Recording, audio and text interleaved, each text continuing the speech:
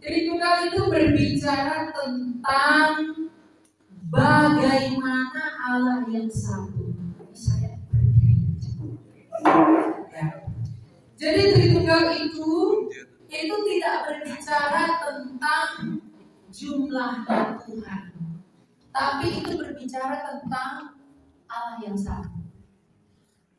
Kalau kita lihat di Perjanjian Lama Ulangan 6 ayat 4, misalnya dikatakan semua Israel Adonai Elokeinu Adonai Echad. Allah itu satu. Tuhan Yesus dalam Yohanes 17 mengatakan Allah pun satu. Rasul Paulus dalam 1 Korintus 8 menyatakan Allah itu pun satu. Konsili Iman Nikea, konsili agung pertama oleh para pujangga gereja tahun 325 dalam rangka melawan bidat Arius merumuskan Credo Nikea mengatakan aku percaya pada satu. Ada 4 kesaksian yang mengatakan Allah itu satu. Kalau Allah itu satu, lalu apa? Tritunggal seringkali dikatakan, oh Tuhanmu 3, maka Tuhanmu boleh teisme, kamu tidak sembah Allah yang satu. Justru Tritunggal itu adalah penjelasan bagaimana dan seperti apa Allah yang satu ini. Allah itu satu, betul, ya dan amin. Tapi seperti apakah Allah yang satu itu? Dijelaskan dengan kata Tritunggal. Trinitas itu berasal dari kata Latin tres dan unitas. Tri itu artinya 3, unitas itu artinya keesaan. Maka Trinitas itu berbicara tentang ketigaan yang esa. Nah, apa itu Trinitas dan seperti apa kalau begitu alat Trinitas itu? Alat Trinitas itu sudah ada di Perjanjian Lama. Memang kata Trinitas itu tidak ada dalam Alkitab. Sama seperti kata Natal tidak ada dalam Alkitab. Tapi Yesus lahir enggak? Nah, kelahirannya itu disebut dengan Trinitas tidak ada dalam Alkitab, tapi prinsip ajaran Trinitas ada. Dan inilah yang menjadi fondasi seluruh ajaran kitab suci. Kita mulai dari 1 Korintus 8 ayat 6. Ya.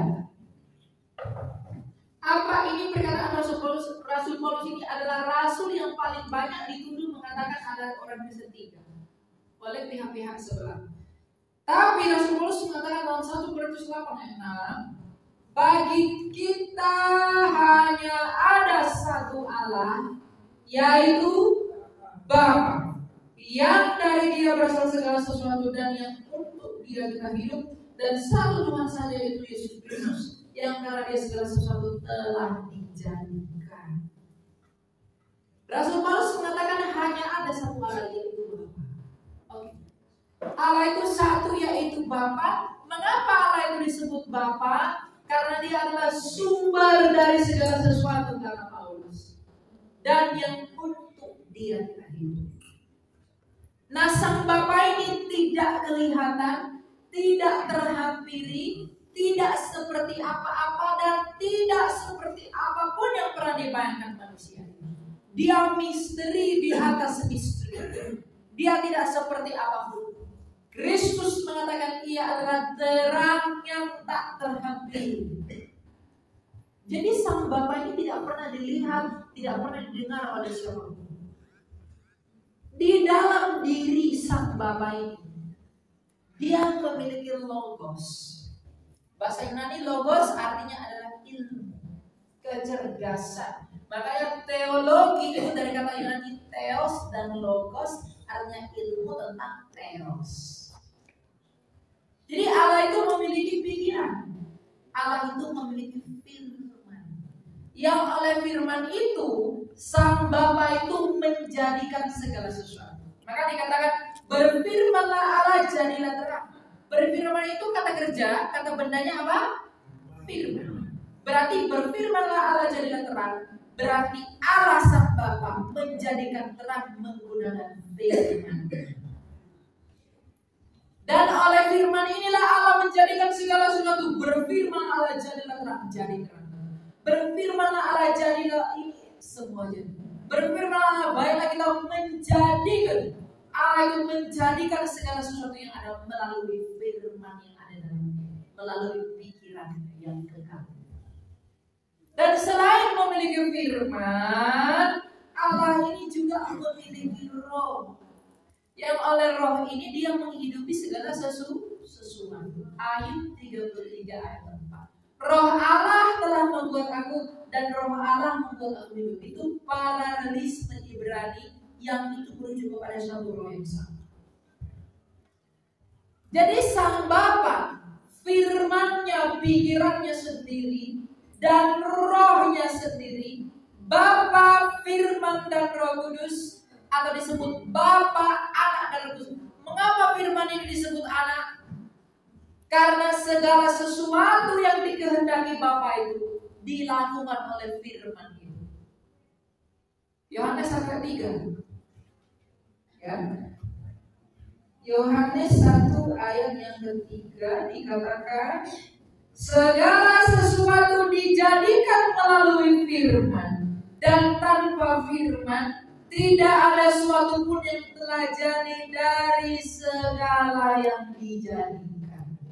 Jadi sang Bapa yang Maha Kuasa, sang Pantokrator itu menciptakan semua yang kelihatan dan yang tidak kelihatan itu hanya melalui satu hal, melalui firman-Nya sendiri, ilmunya, pikirannya sendiri. Jadi Bapa, firman atau anak dan roh, Bapa, Anak dan Roh Kudus, Bapa, firman dan Roh Kudus, Bapa, firman-Nya sendiri dan rohnya sendiri, itulah Tritunggal. Kalau Bapa itu adalah Allah, maka firman-Nya Bapa dan rohnya Bapa pastilah Allah. Kalau tubuh saya manusia, pikiran, firman saya dan roh saya manusia, bukan?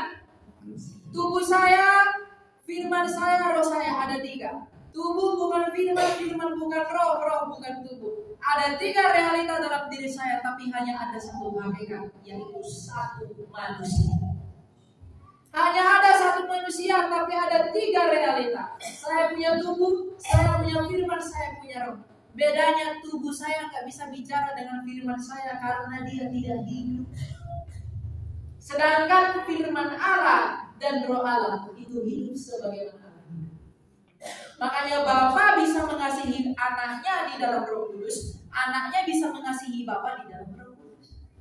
Roh Kudus itulah yang mencurahkan kasih Bapa kepada anak, dan Roh Kudus itu yang mencurahkan kasih dari anak kepada Bapa. Makanya ketika Yesus dibaptiskan ada Roh Kudus. Ketika Allah berkata, inilah anak yang kukasihi, kepadanya aku berkenan. Mengapa ada Roh Kudus di sana? Karena Bapa mencurahkan kasihnya melalui Roh Kudus. Jadi Bapa, Anak, dan Roh Kudus itu bukan bicara 3 Allah, itu berbicara tentang satu Allah yang hidup. Satu Allah yang hidup yaitu Bapa, yang bisa mencipta oleh firman dan bisa menghidupkan oleh rohnya yang kudus. Kalau Allah itu hanya satu, batu pun satu, apakah dia Allah? Kalau Allah itu hanya satu, botol ini pun satu. Tapi mengapa dia disebut layak sebagai Allah? Karena dia hidup, dia bisa menjadikan segala sesuatu oleh firman-Nya, dan dia bisa menghidupkan segala sesuatu oleh rohnya. Karena Bapa, Anak, firman dan Roh Kudus, itulah Allah kita yang hidup. Itulah Allah Tritunggal. Dan siapakah Yesus itu? Yohanes 1:14. Firman itu telah menjadi manusia dan tinggal di antara kita, dan kita telah melihat kemuliaannya, yaitu kemuliaan sebagai apa? Anak tunggal Bapa, penuh kemuliaan dan anugerah. Jadi Yesus itu disebut anak tunggal karena dialah yang melakukan kehendak Bapa. Bapa itu ingin kita semua diselamatkan, maka Bapa itu untuk menyelamatkan kita yang mengutus firman-Nya. Kenapa firman-Nya yang diutus? Karena kita semua dijadikan oleh firman. Maka ketika yang dijadikan oleh firman ini rusak, maka firman itu sendirilah yang datang memperbaikinya. Makanya dikatakan firman Allah menjadi manusia. Jadi Bapa, firman-Nya sendiri, Roh-Nya sendiri, Bapa, Anak, dan Roh Kudus. Bapa, Yesus, dan Roh Kudus. Itulah Allah yang ditunggal. Kalau Bapa adalah Allah, maka firman yang adalah Yesus pastilah Allah, dan Roh-Nya juga pastilah Allah. Dan Yesus berkata, kalau kamu tolak aku, kamu pasti tolak Bapa. Kenapa begitu? Simpelnya begini. Kalau saya hanya diam di sini, saya tidak bicara, apakah Anda kenal saya? Anda tidak tahu umur saya 21 tahun. Anda tidak tahu bahwa saya ini suaranya imut-imut. Anda tidak tahu saya tinggal di Jakarta. Anda tahu siapa saya, Anda kenal siapa saya melalui firman saya yang menjadi suara di telinga kamu. Maka manusia pun bisa mengenal Bapa yang tak kelihatan itu melalui firman-Nya yang menjadi manusia. Makanya Kristus mengatakan, akulah jalan dan kebenaran dan hidup. Tak seorang pun yang dapat datang kepada Bapa yang tak terhampir itu kalau tidak melalui aku. Yesus berkata, akulah firman, akulah sabda sang Bapa yang tak kelihatan itu, yang datang kepadamu dalam bentuk manusia, agar engkau mengenal siapa Bapa-Ku itu. Maka Yesus berkata, barang siapa menyangkal anak, ia menyangkal Bapa. Sama seperti kalau kamu menyangkal suaraku, kamu pasti menyangkal aku. Kalau kamu menyangkal Yesus Kristus, yang adalah firman Allah yang menjadi manusia itu, kamu menyangkal. Iman yang lain percaya firman Allah jadi buku, maka disebut kitab ini. Masa kita tidak bisa percaya firman Allah jadi manusia? Amin, pasti. Ya kan? Mau dia jadi kedondong, mau dia jadi durian pun tidak masalah. Tapi untuk apa? Dia menjadi manusia, tujuannya adalah untuk memperbaiki manusia yang rusak. Manusia itu diciptakan oleh firman Allah, manusia itu rusak, lecet gambar. Nah, agar gambar itu kemudian bagus lagi, seperti kain ini, ya, ini kain ini ada cetakannya.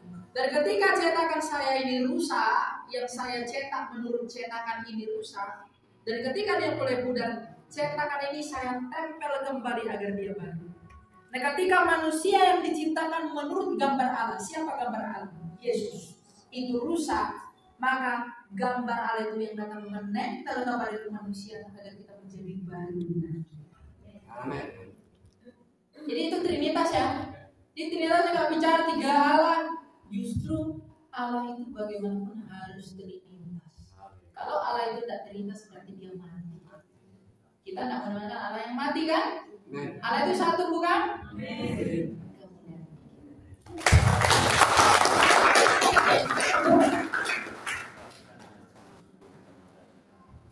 Kalau benda-benda mungkin tidak tepat. Lebih baik dianalogikan dengan diri sendiri.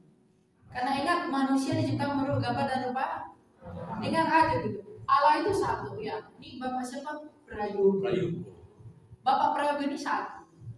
Dia punya tubuh, tampaknya yang tampan, rambutnya.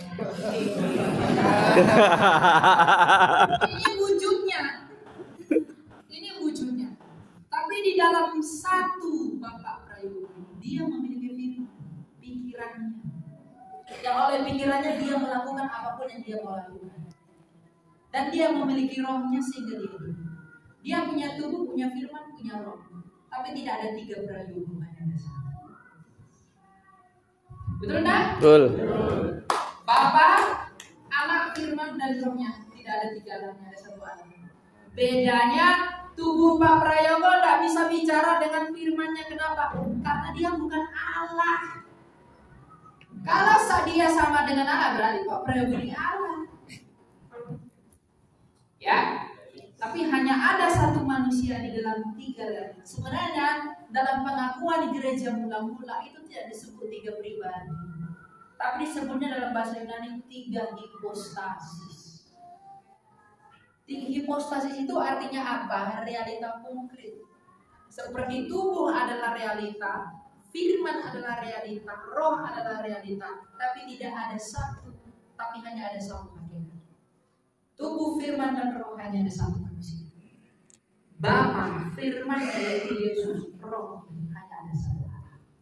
itulah Allah yang hidup dan itulah misteri.